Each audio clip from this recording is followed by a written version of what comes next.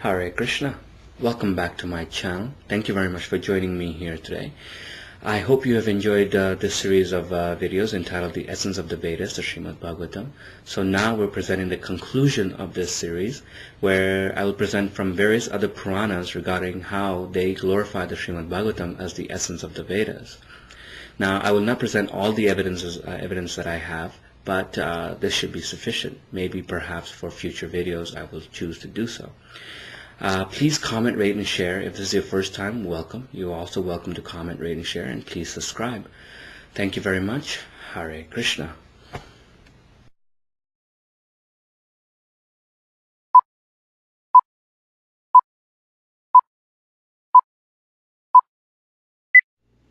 The evidence of the fact that other Puranas glorify the Srimad Bhagavatam as the highest is provided herein. In the Skanda Purana, the Vishnu Khanda section 643, it says, Srimad Bhagavatasya Srimad Bhagavata Sada Swarupam Ekam Evastit Satchit Ananda Lakshana. The Bhagavat and the Supreme Lord are always of the same nature, possessed of eternal existence, knowledge, and bliss.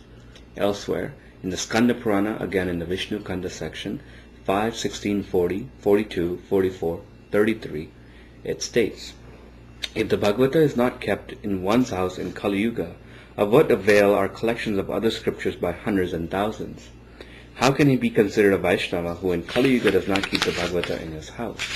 Even if he is a Brahmana, he is lower than an outcast. O Narada, O sage, wherever the Bhagavata is found in Kali Yuga, there Hari goes together with all the demigods. O Muni, that pious soul who daily recites a verse from the Bhagavad Purana reaps the fruits of the 18 other Puranas. Elsewhere in the Padma Purana, Uttarakanda section 193.3, it is stated, Purneshu tu sarveshu Srimad Bhagavatam param yatra prati padam Krishno giyati bahudarshibhi. Of all Puranas, the Bhagavata is the greatest. In every line, the sages glorify Sri Krishna in various ways. Also in the Padma Purana, it is stated, the first and second cantos of the Bhagavata are Sri Krishna's feet. The third and fourth cantos are his thighs. The fifth canto is his navel. The sixth canto is his chest. The seventh and eighth cantos are his arms. The ninth canto is his throat. The 10th canto is his beautiful lotus face. The 11th canto is his forehead, and the 12th canto is his head. I bow down to that Lord, the ocean of mercy, whose color is like that of a tamala tree, and who appears in this world for the welfare of all. I worship him as the bridge for crossing the unfathomable ocean of material existence. The Bhagavad Purana has appeared as his very self.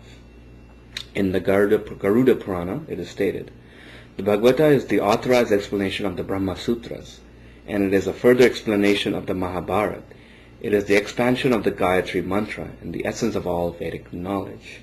This Bhagavata, containing 18,000 verses, is known as the explanation of all Vedic literature.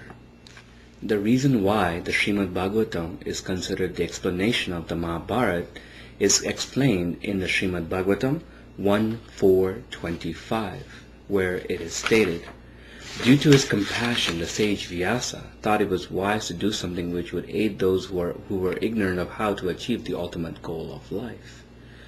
Therefore, he compiled the Mahabharata for the benefit of women, Sudras, and Brahmana Bandhus, so-called Brahmanas, who were not eligible to study the Shruti.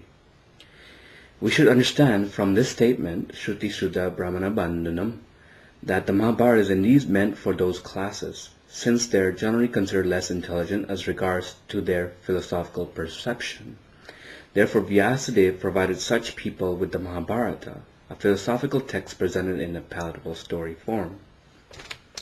Now, another reason for Srila Vyasadev to compile the Mahabharata is so that the less intelligent and those who are not spiritually inclined could be able to hear the supreme science of the Bhagavad Gita, which is the purpose of Vyasadev compiling the Mahabharata, which I will explain in my later videos.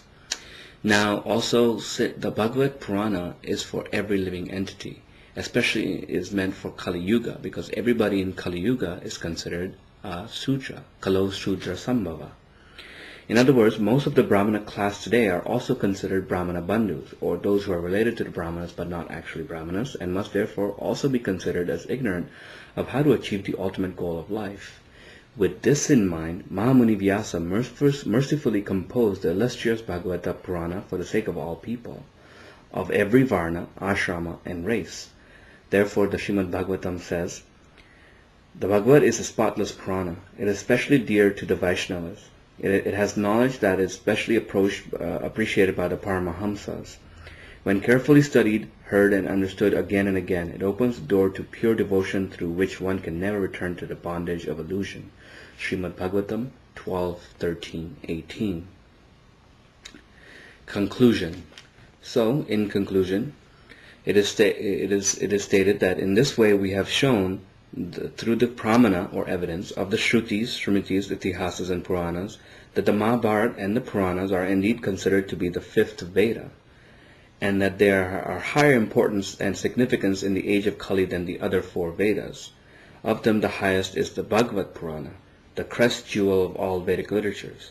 For this reason, the Srimad Bhagavata says, the Bhagavad Purana is as brilliant as the sun. After Sri Krishna has left for his abode, accompanied by Dharma and knowledge, it has arisen to save us from the darkness of the age of Kali. Srimad Bhagavatam 1.3.43.